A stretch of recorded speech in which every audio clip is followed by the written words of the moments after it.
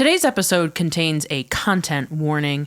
We are going to be talking about death and euthanasia. So if that is a sensitive or sore topic for you, feel free to skip to the next episode. I'm Jen.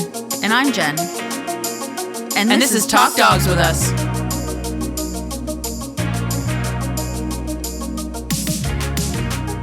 Today's episode, Approaching the Rainbow Bridge.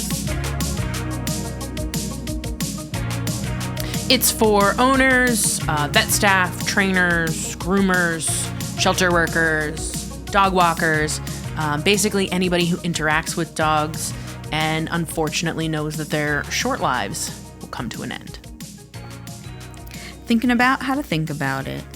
Euthanasia is a compassionate gift we can give to our pets at the end to alleviate their suffering. Just as a reminder for this episode, grief is a rich, thick set of emotions. It's not just sadness. It's not just overwhelm. It's a lot of things. And so sometimes you might laugh. Sometimes you might cry. Sometimes you might get into that place of overwhelm. All of those are completely normal reactions to grief. Let's talk a little bit about some quality of life measures that you can do for your pets when they may be approaching their senior phase or when they're battling an illness or whatever it is that you're up against. So there's a bunch of different quality of life scales. We pulled one from Lap of Love that does they do at-home euthanasias and at-home hospice care as well. And it sort of has a checklist where you go through the worksheet, and I can post a link in the show notes. You're going to go through the worksheet and you're going to fill it out, and it's going to give you feedback about where the quality of life is. It kind of grades it for you. Yeah, it's sort of like you just put the information in and it kind of like feeds back to you. It like reflects back to you kind of what you're seeing. The goal is to have some sort of objective measure against your subjective perspective with your own dog. Or you wouldn't really take it for a client's dog. You really need the client to be involved in this. Yeah, but it's a resource that you could provide. Absolutely. Years ago, friends of mine that were fostering hospice dogs they made a workbook that was something that you could take every day, every couple of days, once a week, and then you could look back at what you had scored the previous day so you could get a better kind of handle on whether you were, seeing a trend to the positive or a trend to the negative. It was a little bit more of an objective tool. If that still exists, I will put a link to that in the show notes. Yeah, and I think it's important to remember to have a plan, to schedule it, to draw your lines in the sand, because if you are not involved in planning this stage of your pet's life out, then chances are it's going to end up being an emergency or unexpected, which then can lead to trauma. Yeah. So that's not to say that you won't avoid an end-of-life emergency at any life stage of your dog, but when we know that we are senior or geriatric, we know that we're coming to the end of the lifespan of the dog, we can start to think about what we want that to look like and the things which we might consider not worth living through. Yeah. And I think you can get feedback from your vet professionals about like the health status of your dog and like what a decline might look like and where your lines in the sand might be. I know for us, when our senior dog was dealing with canine cognitive decline, we were trying different medications and they were working for a little bit and then they were losing efficacy as parts of his brain shut down. And so my personal line in the sand was, I will try one more med, and when that med fails, I'm out. Yeah. And it kind of helps to have that professional there to help keep you accountable so that you're not continuously moving goalposts. Right. There's nothing wrong with moving goalposts once you have reassessed and kind of decided that things aren't okay, but you want to make sure that you're not continuously moving goalposts to the point that you're then not having the choices that you want at the end. Yeah. And you're not having the situation that you want at the end. Yeah. Yeah. And it's not easy to talk about. Yeah. And it's hard for a lot of people. A lot of people are very uncomfortable with the topic of death.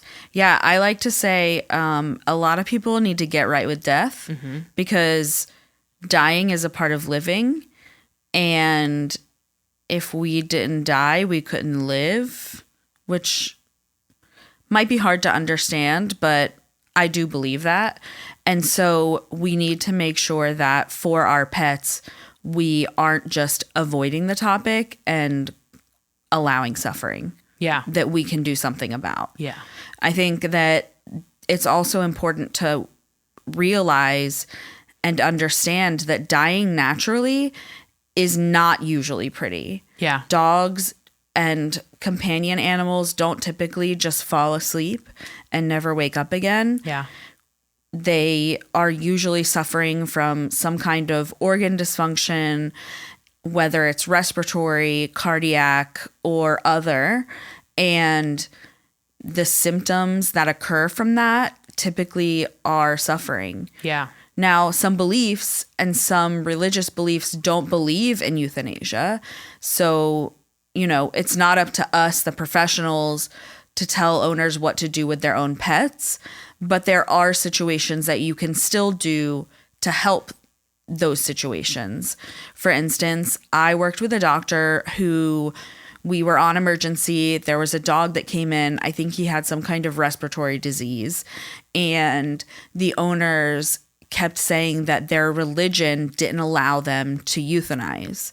And so, but this doctor could tell that the owners had compassion. They didn't want their pet to suffer, and it was hurting them to see their pet suffer. And so the doctor said, what if he was my dog and not your dog? Would you then be comfortable being present and knowing that this is happening? And they said, yeah, if he wasn't our dog, we would want his suffering to end.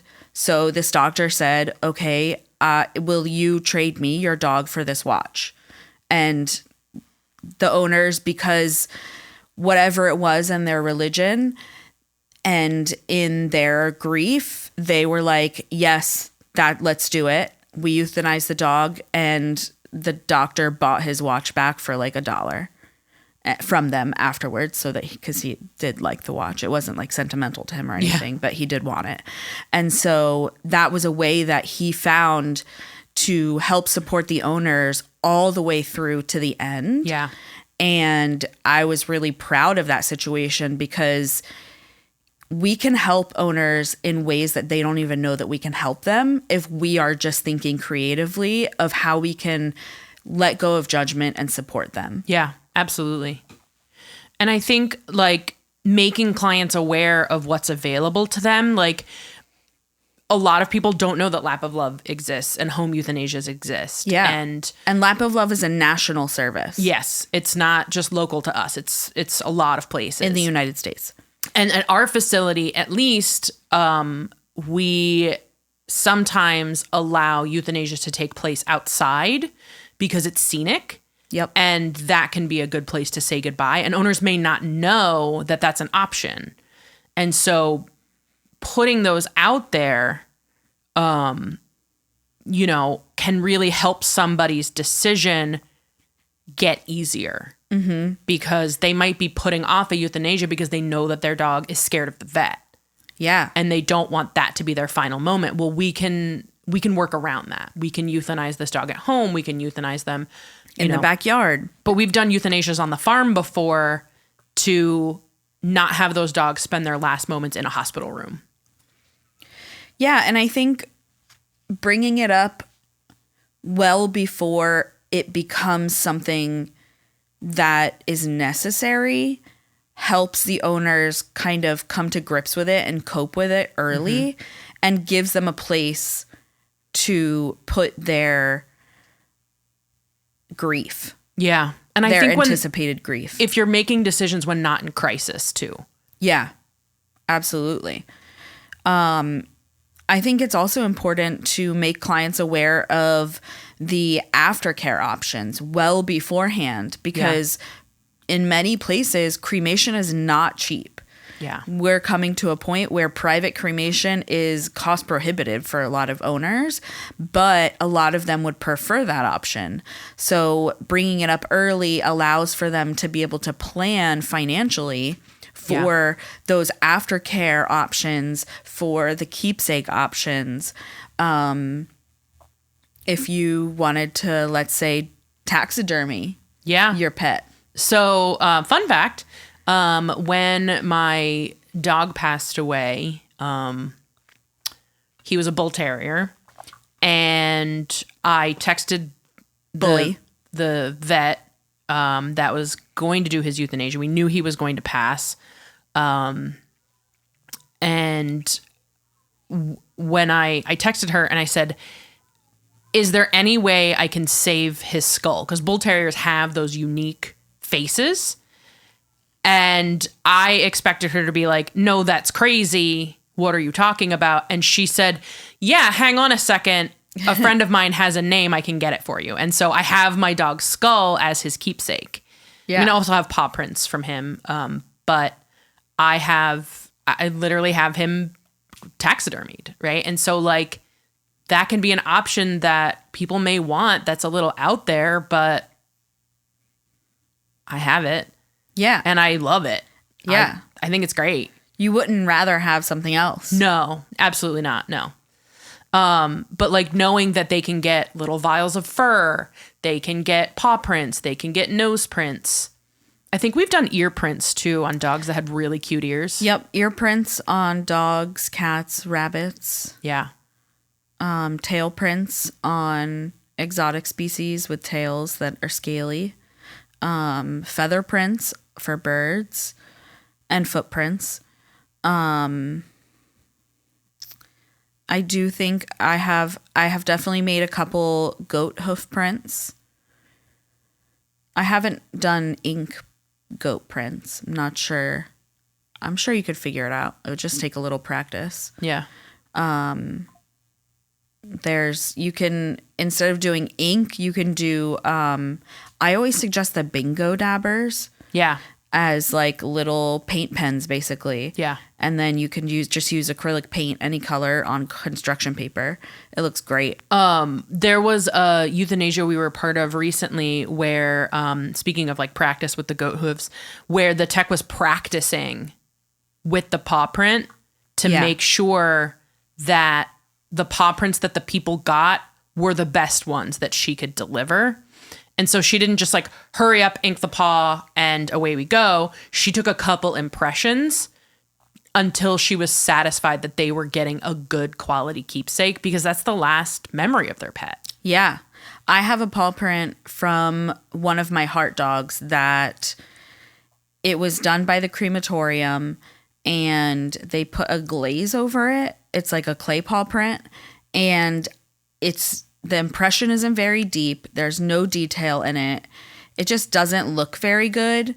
Yeah. And I have a hard time looking at it. Yeah. Because it's not very good. Yeah.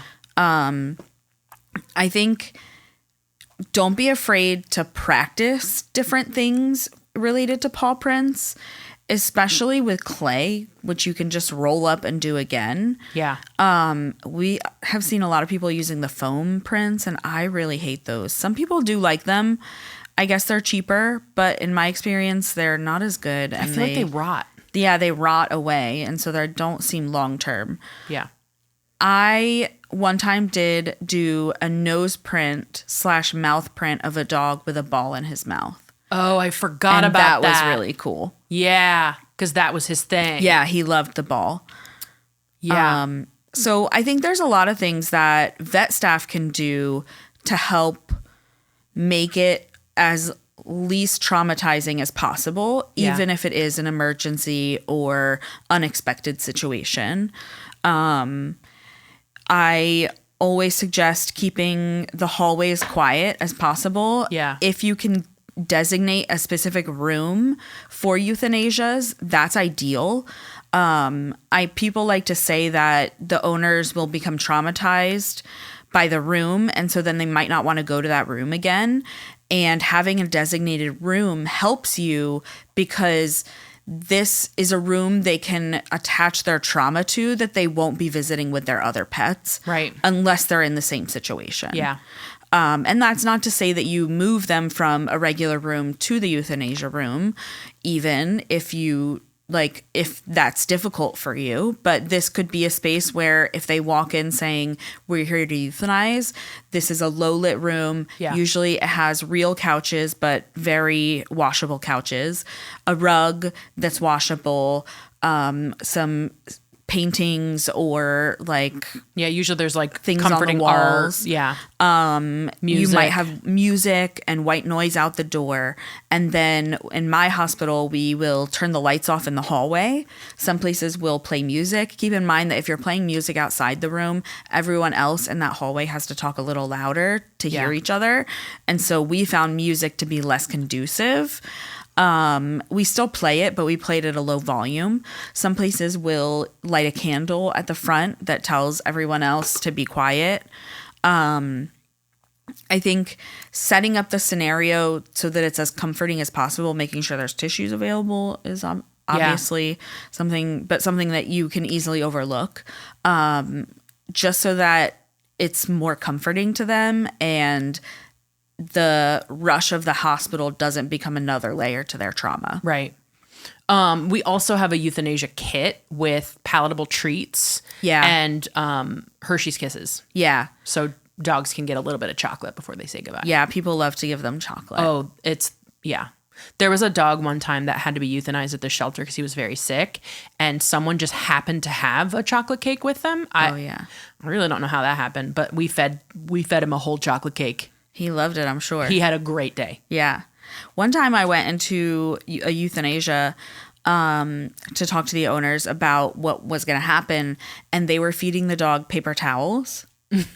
And they said that paper towels were her favorite thing to eat. And I was like, you know what? It's her day. Yeah. Let her have it. Yeah. I think that a lot of people are afraid to show emotion when they're the pet professional. Yeah. But I think that can also make us seem cold. Yeah. So don't be afraid to shed a few tears, but also providing words of wisdom can make all the difference in showing your support to them. Don't be in there sobbing. Yeah. Don't decenter the owners, but with your grief. But showing emotion is not bad or unprofessional. I think as long as you are keeping it to a professional level of emotion that you're showing. Yeah.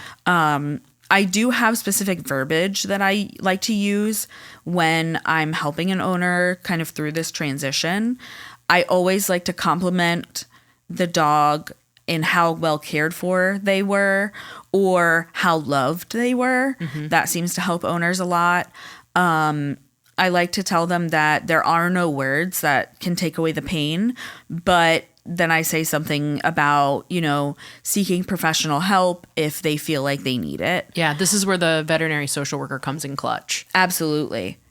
Because she's there as a support. And she can take a lot of that emotional baggage off of you. That's their job.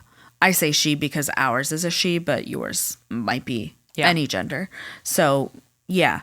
I like to tell them if they thank me that it was an honor to be part of their journey. I feel like that goes a long way for a lot of people. Validating their feelings, whatever they are. If they say that they're angry, they're sad, they're resentful, if they're relieved, sometimes I will tell people that if they have a geriatric dog that we are euthanizing, I will say it's normal to feel some relief. And that doesn't mean that you didn't love them. Yeah. Because a lot of owners struggle with that feeling. And then if they're not, they'll just be like, I'm not feeling that. And then that's fine. And I feel like that goes back to the grief being a rich tapestry of many emotions woven Absolutely. into one, where you can be devastated and relieved at the same time. Yeah. I suggest sedating patients before euthanasia just because it ensures that the owners are with them while they fall asleep, if that's the owner's wishes, and it makes it so that that's their last poke. They don't have to know about us finding a vein or placing a catheter or whatever. But in the times when owners would prefer not to sedate, when I'm in there placing a catheter, in an effort to make the tech that's placing feel more comfortable, I will usually distract the owner by asking them funny stories or puppyhood stories. Like I'll say like, oh, did you get them when they were a puppy? And then I'll ask if they were a naughty puppy or if they were good, or, I just pull stories out of them if possible. And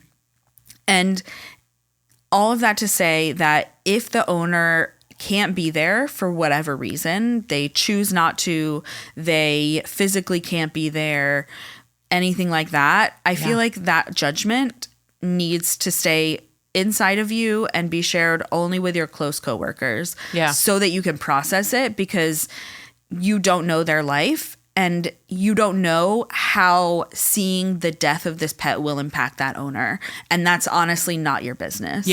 It's not your business. So that's something you have to let go. And it doesn't do you any good to dwell on the stories about what a bad person they are. It also, when you decide that, you are inevitably making yourself also the bad guy, because why is it so bad that you were there and they weren't? Mm-hmm. The dog didn't know you, but that doesn't mean that you're any less of a person. And so it can also turn into some negative self-talk, which no one ever needs. Yeah. I think it's important for every person walking into that room, or at least like if a group of you are walking in, only one needs to explain it, but someone needs to over-explain the process several times, what's going to happen from start to finish, and then while it's happening. So I'm in here placing a catheter. This is just so that the doctor can have easy IV access. If you see me pushing something, that is just saline flush. There's no medication in that whatsoever. And then also warning owners about the potential things that can happen at the end of a euthanasia. So thinking about those agonal breaths that dogs can take sometimes, twitching that can happen. There might be, their eyes are going to be open. If they are having a disease where it's expected, let them know that they might have fluid come out of their orifices. They might defecate or urinate, and that's all completely normal. Nothing means they're fighting it. Mm-hmm. That can help owners also. Yeah. Because explaining it after the fact has much less of an impact. Yeah, they've already seen it and they've already told themselves a story in their head. Absolutely. Instead of knowing that, like, hey, these things can happen. And it can be normal. It's all normal. It doesn't, I think that point you brought up with, like, it doesn't mean your pet is fighting it is really important. Yeah. Because I feel like people get so freaked out and they feel like they're playing God. Yeah, and they feel like they're making the wrong decision. And then, if their pet is twitching, they're like, oh, they're trying to fight it and I'm killing them. Yeah. So, and I think it's important to, if you have a rough euthanasia, to debrief, or if the owners were extra emotional, or it's a patient that you know really well, or a traumatic euthanasia, debriefing with your team will help you process that and not hold on to that grief and avoid it, which will then create a bit of a cesspool inside of you. Yeah. Yeah, I think getting it out and, You don't want to go septic. Nope. And, if professional help is good enough for the owner, it's good enough for you too. Absolutely.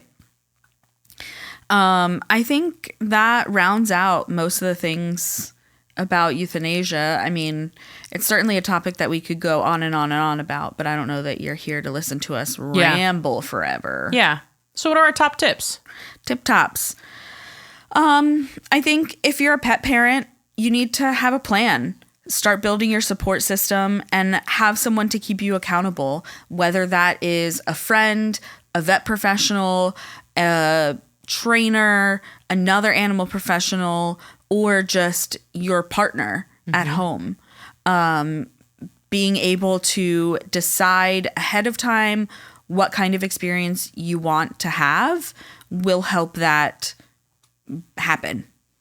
And I think if you're the pet professional, you can support the client in, any way that you can offer them. You can offer your professional wisdom and your guidance through the process and through the logistics, because a lot of people just aren't familiar with the logistics and they can feel overwhelming until someone is like, hey, I'm going to help you through this and we're going to talk about it.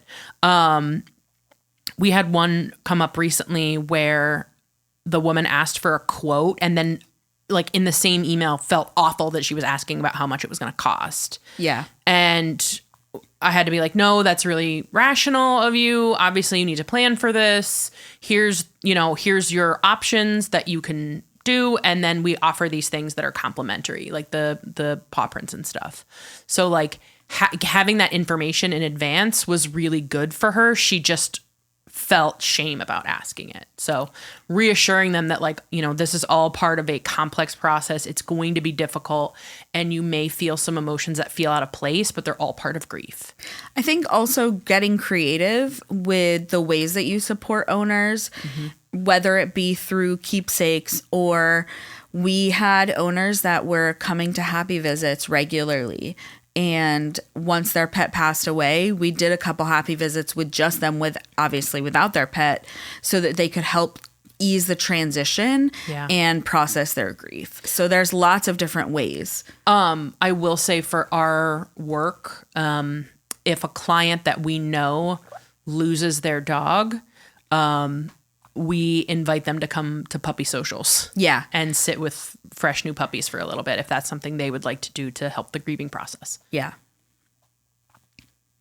Yeah. I mean, it's a sad topic, but just as we're saying, you need to talk about it and have a plan. We have to destigmatize it and we need to make it just as a part of life as preparing for adolescence or seniority. Yeah. Yeah. I think it's an inevitable part of loving something with a short lifespan. Absolutely. I think grief is love. And so without love, we wouldn't have grief. Right. Right. If you didn't love that without pet, grief, we wouldn't grieving. have love. So they're really one and the same. Yeah. Do you have any grief quotes you want to share? Oddly enough, in the research for this episode, I found a Jim Carrey one. Grief is not just an emotion.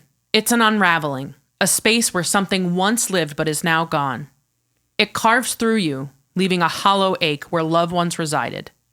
In the beginning, it feels unbearable, like a wound that will never close.